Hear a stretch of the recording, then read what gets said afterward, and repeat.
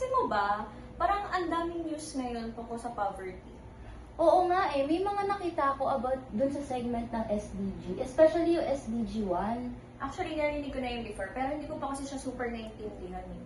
Same. Alam ko lang is about ending poverty, pero hindi ko pa talaga naintindihan in depth. Kasi parang ang hirap din kung paano masasolve agad yung issue na yan. Oo, kasi broad siya, totoo ka dyan, kaya gusto ko rin maintindihan kung ano ba talaga yung sitwasyon na nangyayari, especially dito sa Pilipinas. Actually, may nakita akong video, panoorin natin baka mas maging clear. Send mo, send ko sa'yo. Saan mo napanood? Sa YouTube. Sige, panoorin natin. Send na. Okay, thank you. Ito siya, oh.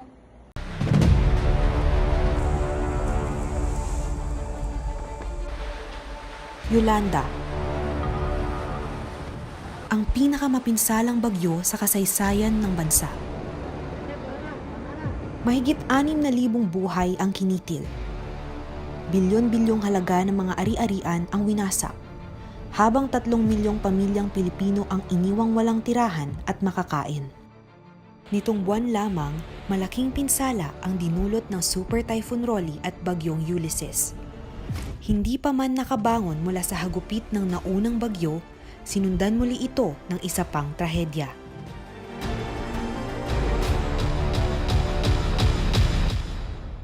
Ayon sa United Nations, pang-apat ang Pilipinas sa pinakamatinding tinamaan ng kalamidad sa buong mundo sa nakalipas na dekada.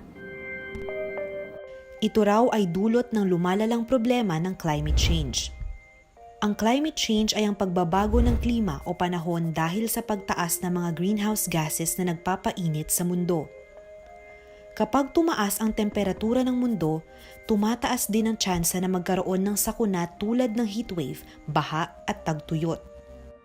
Bukod sa pagkasira ng kapaligiran, may mga epekto ang climate change sa kalusugan ng tao at pagkasira ng hanap buhay na maaaring magdulot ng kahirapan at malnutrisyon. Dahil climate change ang isa sa pinakamalaking problemang kinakaharap ngayon ng mundo, inilunsad ang United Nations Sustainable Development Goals o SDGs.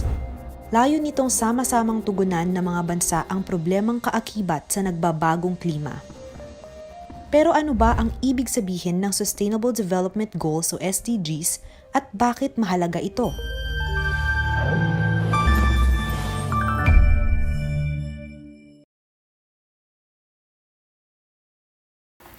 Every day, life moves fast. People go to work, students go to school, and cities continue to grow. But behind that daily routine, many people are still struggling to survive. Poverty is not just about having little money. It is about hunger, limited choices, and living without security. SDG 1, No Poverty, reminds us that no one should have to live without basic needs and dignity. When we hear the word poverty, we often think only of money, but poverty affects much more than income. For many families, poverty means choosing between food and medicine, between school and work, or between today's needs and tomorrow's future. It affects everyday decisions, and those decisions shape a person's whole life. The effects of poverty can be seen in education, health, and opportunity. A child who goes to school hungry will struggle to learn. A worker without stable income cannot prepare for emergencies. A family without savings can easily fall deeper into hardship after one illness, one accident, or one lost job. This is why poverty is often called a cycle. When the people do not have stable income, they struggle to afford food, education, and healthcare. Without this, it's become harder to improve their situation as a result of poverty. So what does SDG 1 No Poverty really mean?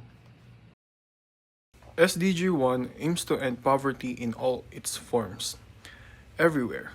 It means making sure that people have access to food, shelter, healthcare, education, and decent work. It also means creating systems that protect vulnerable people, especially during difficult times. As young people and students, this issue matters to us too. Poverty affects dreams, education, and future opportunities. Many students stop studying because of financial problems. Many families work hard every day but still struggle to provide enough. That is why young people should not ignore this issue. We should not respond to poverty with pity alone. People need is not only sympathy, but real support and real opportunities. Advocacy means speaking up for fair wages, equal access to education, better healthcare, and stronger social protection. Ending poverty is not just about survival, it is about dignity. Poverty is a reality for millions of people around the world. Many families struggle every day just to meet their basic needs like food, shelter, and opportunities for better life. But even if poverty exists, it should never be accepted as normal. Because when we start seeing poverty as something ordinary, we stop questioning the inequalities that allow it to continue. SDG 1. Knowing poverty is a call for action. It reminds us that poverty is not just about lack of money. It is also about limited opportunities, unequal access to resources, and communities being left behind. By supporting education, creating fair opportunities, and helping vulnerable communities, we can move closer to a world where everyone has the chance to live with dignity. Change begins when people choose to care, speak up, and take action. Because a better future is possible, one where no one is left behind.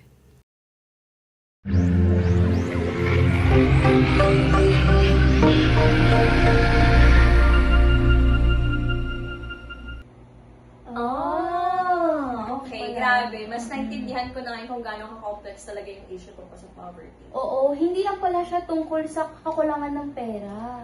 Tsaka kasama na din yung access natin sa education, healthcare, tsaka sa stable job, di ba? Oo, tama. Ang dami palang factors. Hindi lang siya simpleng problema na nangyayari. Kahit sa buong mundo rin pala. Actually, nakaka-open eyes nga yun. Kasi, kaya parang mas na-realize ko na importante talaga yung awareness sa issue na to. True ka dyan, girl. Kasi kung mas maraming informed, especially tayo mga bata, mga kabataan, mas may chance na makagawa tayo ng malaking impact kahit na small actions lang. Oo, kahit sa sarili natin, pwede magkaroon ng pagbabago. Like, pagiging aware, pagiging conscious, and supportive. Tama ka dyan kasi nga sabi, every small steps counts. Ending poverty may seem like a big challenge, but real change doesn't start with government alone. It starts with us, with the choices we make every day. Poverty is not just about lacking money, it's about lacking opportunities. And while we may not solve everything at once, we can all do something. We can raise awareness, support local communities, share what we have, and stand up for equal access to education, healthcare, and opportunities.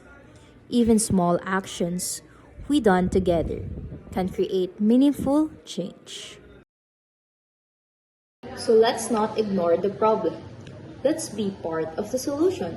Because in a world where we can help, no one should be left behind. Together, let's take action for SDG 1, No Poverty.